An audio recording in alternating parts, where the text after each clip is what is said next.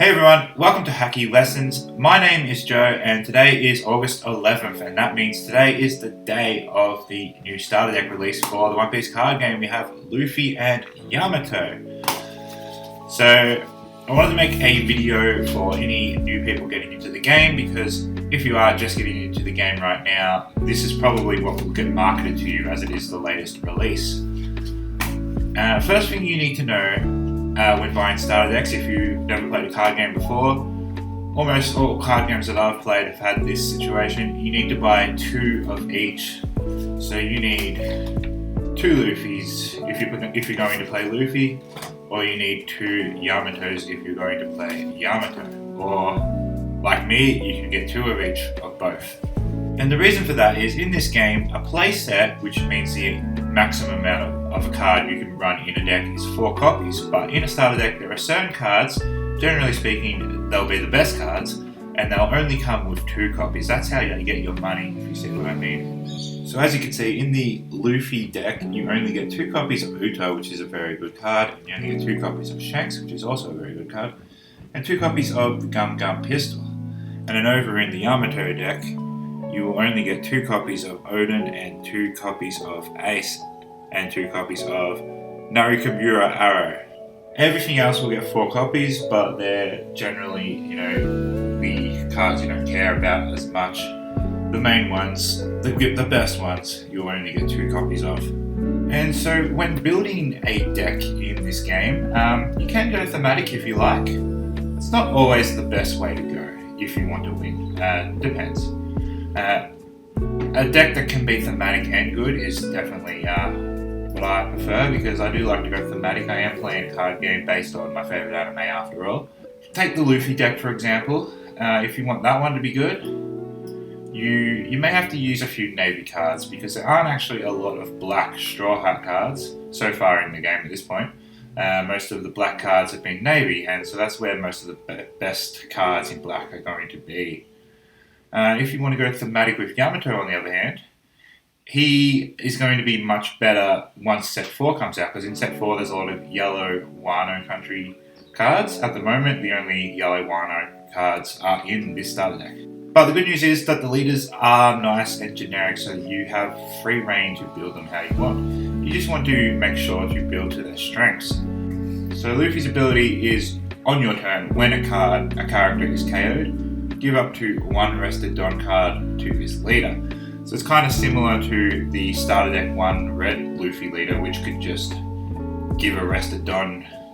Much easier, they could just do it. They didn't need to KO something first and they could give it to anything. But for this black Luffy, you need to KO something first. But that is kind of what the black colour pool does. There's a lot of cards in black that KO things.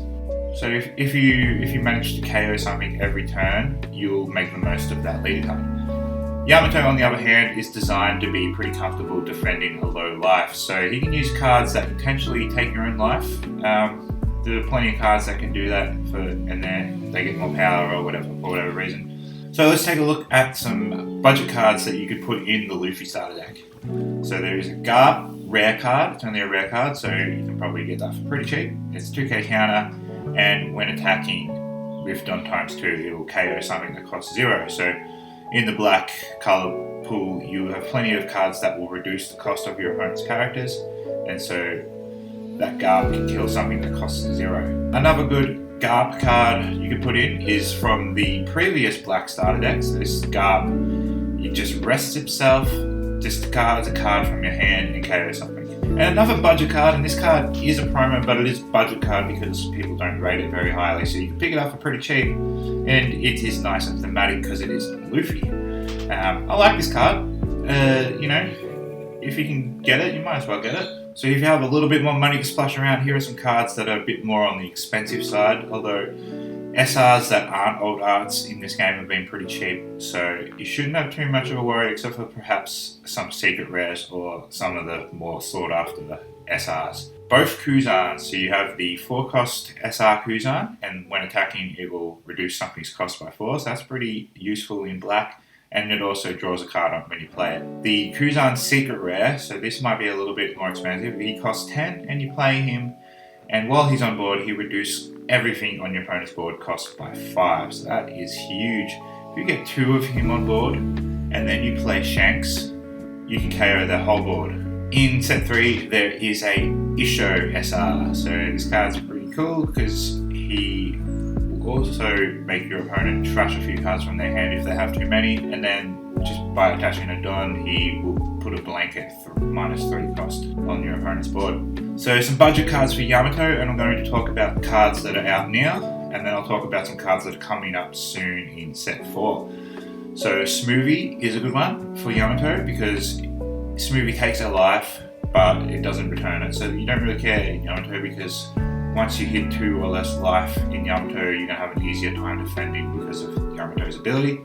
And then if you can get your hands on the starter deck Big Mum, so starter deck 7, there's a couple cards in there pretty good. You got the 7 cost Big Mum, Charlotte Lin, and when you play her, your opponent has to either choose to let you heal a life or trash one of their own.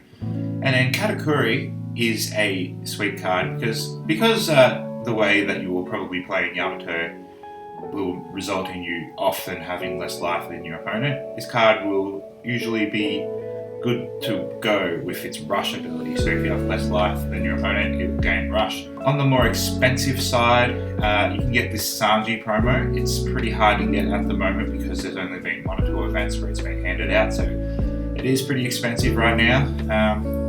But it is basically a card for this deck. It thrives when you have 2 or less life, so it's good for this deck. The Katakuri Secret Rare. So this card is great. It's pretty much a staple for any yellow deck, so if you can get your hands on that, you should throw it in. And then a card that's similar to the starter deck Katakuri, this is Cracker, and he will have double attack if you have less life than your opponent. And double attack is big. That really hurts your opponent when you hit them with a double attack. So once set 4 comes out, which will be September 22nd, we have a few Wano yellow cards that we can make Yamato nice and thematic with. So Otoko is just a common, so that will be pretty cheap, as well as Kinemon.